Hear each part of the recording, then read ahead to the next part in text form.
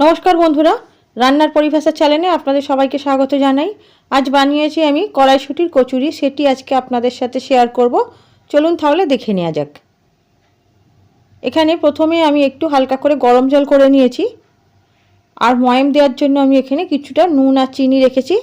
500 গ্রাম ময়দা নিয়েছি, 500 গ্রাম ময়দার মধ্যে দিয়ে দিলাম পরিমাণ মতো নুন, অল্প একটু চিনি আর 2 চামচ মতো দিলাম সাদা তেল দিয়ে শুকনো ময়দাটাকে খুব ভালো করে মেখে নেব।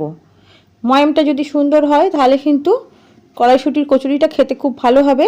শুকনো আমি ভালো করে মেখে নিলাম। এবারে আমি উষ্ণ গরম জলটা দিয়ে অল্প অল্প করে জল দিয়ে ময়দাটা খুব সুন্দর করে মেখে নেব। অল্প অল্প করে জল দেবো, একবারে কিন্তু বেশি জল দেবো না। একবারে বেশি জল দিলে ময়দা যদি নরম হয়ে যায় কিন্তু বেলার সময় অসুবিধা হবে। আরও একটু জল দিলাম, জল প্রয়োজন মনে হচ্ছে।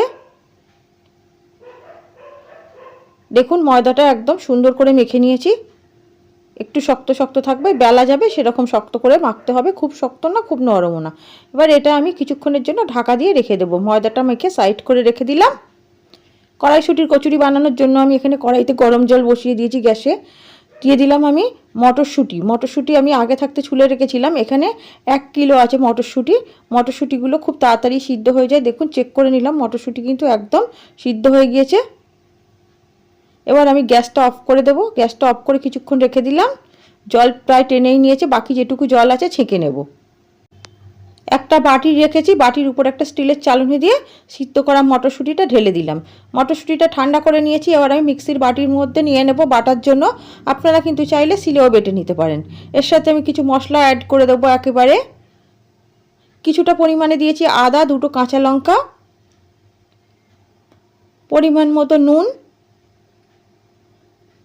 অল্প একটু চিনি, 2 চামচ মতো দেবো ছাতু। এখানে যদি জলের প্রয়োজন হয় আপনারা কিন্তু অল্প একটু জল দিতে পারেন বাটার সময়, যাতে মিক্সিতে আটকে না যায়। এবার আমি ঢাকাটা বন্ধ করে দেব। মটরশুঁটিটা বেটে নিয়েছি। দেখুন মটরশুঁটিটা কিন্তু একদম থোকা থোকা হয়ে বাটা হয়েছে, যেন বেশি পাতলা না হয়। অল্প একটু কড়াইতে দিয়ে দিলাম সাদা তেল। তেল গরম হয়ে গিয়েছে, দিয়ে দিলাম আমি বেটে রাখা মটরশুঁটি। নুন, চিনি, আদা, কাঁচা লঙ্কা, যে মশলাগুলো আমি অ্যাড করেছি, ছাতু, ওগুলো কিন্তু অবশ্যই আপনারা দেবেন, তা নাহলে কিন্তু কড়াইশুঁটির পুরটা টেস্টি হবে না। কিছুক্ষণ নাড়িয়ে ছাড়িয়ে পুরটা একটু রসটা টানিয়ে নেব।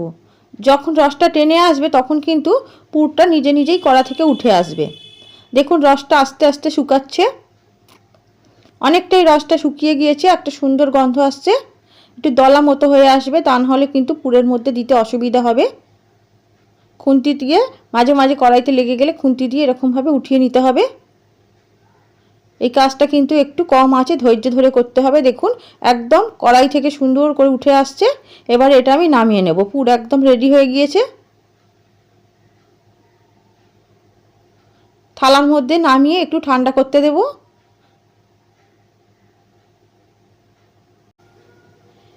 মেখে রাখা ময়দার ডো থেকে লেচি কাটার জন্য কিছুটা ময়দা নিয়ে নিলাম।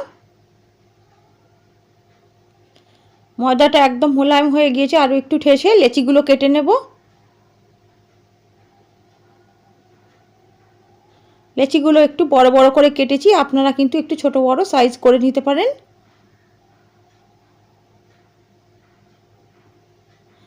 একইভাবে সব ময়দার লেচিগুলো কেটে নেব। দেখুন কিছুটা ময়দার লেচি আমি এখানে কেটেছি, পুরোটা এখন বানাবো না, যে কটা বানাবো সেই কটা লেচি কেটে নিয়েছি। আপনারা কিন্তু চাইলে এই মটরশুঁটির পুর কিন্তু বানিয়েও রেখে দিতে পারেন ফ্রিজে।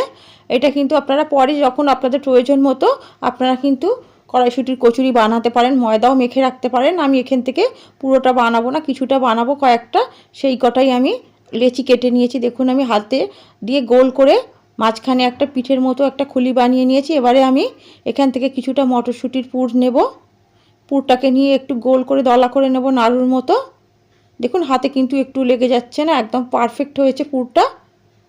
পুরটা ভিতরে দিয়ে সুন্দর করে এরকম মুখটা আটকে দেব।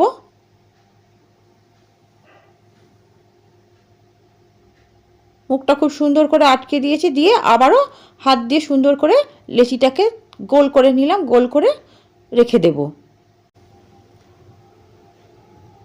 আরও একটা লেচি নিয়ে নিলাম। আপনাদের আরও একটা আমি সুন্দর করে পুর ভরে দেখাবো। দেখুন একইভাবে আমি গোল করে নিলাম, নিয়ে মাঝখানটা পিঠের মতো খুলি করে নিলাম।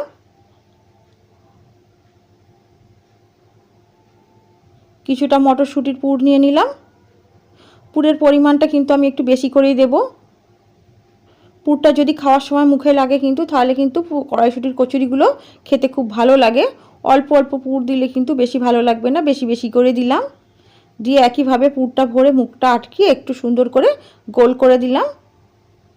একটু হাত দিয়ে সুন্দর করে গোল করে নিলে কিন্তু বেলার সময় সুবিধা হবে। একইভাবে সব লেচিগুলো পুর ভরে নেব।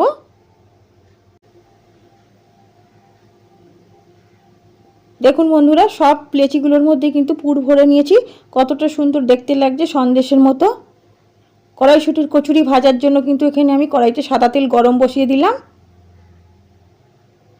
এবারে আমি কড়াইশুঁটির কচুরিগুলো বেলে নেব। এখানে আমি একটা থালা নিয়েছি। আপনারা কিন্তু যে বেলুনের চাকিটাও নিতে পারেন, আমার থালায় বেলতে সুবিধা হয় তাই আমি থালা নিয়েছি। আমার ঘরে কিন্তু চাকি আছে, কিন্তু আমি লুচি পরোটা বেলার সময় কিন্তু আমি থালায় করে বেলি, এতে খুব সমান হয়। দেখুন লেচিটা নিয়ে আমি আগে একটু সাদা তেল লাগিয়ে নিলাম, নিয়ে যেভাবে লুচি বেলে সেইভাবে গোল করে সুন্দর করে বেলে নিলাম। একটু ভালো করে বেলতে হবে যাতে ফুটো না হয়ে যায়। ফুটো হয়ে গেলে কিন্তু কড়াইশুঁটির কচুরিগুলো ফুলবে না। দেখুন একটা বেলে নিলাম। ওদিকে কড়াইয়ের তেল গরম হয়ে গিয়েছে, আমি ভাজা দিয়ে দেবো। উঠানোর সময় অল্প একটু ফুটো হয়ে গিয়েছে, এটা হয়তো ফুলতে নাও পারে। অল্প একটু ফুটো হয়ে গিয়েছে, যার কারণে কিন্তু প্রথম কড়াইশুঁটির কচুরিটা ফুললো না। এটা আশা করছি একদম খুব সুন্দর ফুলবে।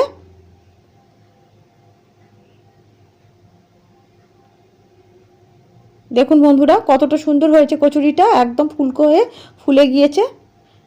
আজকের এই কড়াইশুঁটির কচুরির রেসিপিটা যদি আপনাদের ভালো লাগে তো আপনারাও আপনাদের বাড়িতে বানাতে পারেন। আজকের এই ভিডিওটি যদি আপনাদের ভালো লাগে তো একটি লাইক করবেন। দেখুন এই ফুলকো ফুলকো কড়াইশুঁটির কচুরি কিন্তু এই শীতের সময় খেতে খুবই অসম্ভব সুন্দর লাগে। আপনারা একবার হলেও বাড়িতে বানিয়ে দেখতে পারেন কতটা সুন্দর হয়। আর এই কড়াইশুঁটির কচুরিটা কিন্তু খাওয়ার জন্য আপনারা সাথে আলুর দম, ছোলার ডাল, মাংস যা হোক কিছু আপনারা আগে থাকতে বানিয়ে রাখতে পারেন। দেখুন আমার সব ফুলকো ফুলকো কড়াইশুঁটির কচুরি কিন্তু ভেজে একদম রেডি হয়ে গিয়েছে। দেখুন বন্ধুরা, এদিকে কিন্তু আমি প্লেটে করে কড়াইশুঁটির কচুরি আর সাথে চিকেন দিয়ে আলুর দম একদম প্লেটে বেড়ে রেডি করে নিয়েছি। এই চিকেন দিয়ে আলুর দমের রেসিপি কিন্তু নেক্সট ভিডিওয় থাকছে। আজকের রেসিপিটা আপনাদের কেমন লাগলো, যদি ভালো লাগে তো কমেন্ট করে জানাতে পারেন। আজকের রেসিপিটি আমি এখানেই শেষ করছি। আপনারা সবাই ভালো থাকবেন, সুস্থ থাকবেন, সাবধানে থাকবেন। আবারও দেখাবো অন্য কোনো ভিডিও, নতুন কোনো রেসিপি।